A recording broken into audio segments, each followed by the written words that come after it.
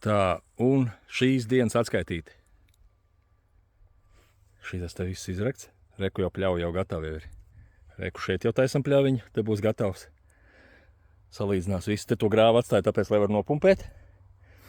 Rītā braucam tur iekšā un pilnu metienu. Reiz kā tur nostāsimies tur un pāri uz turieni.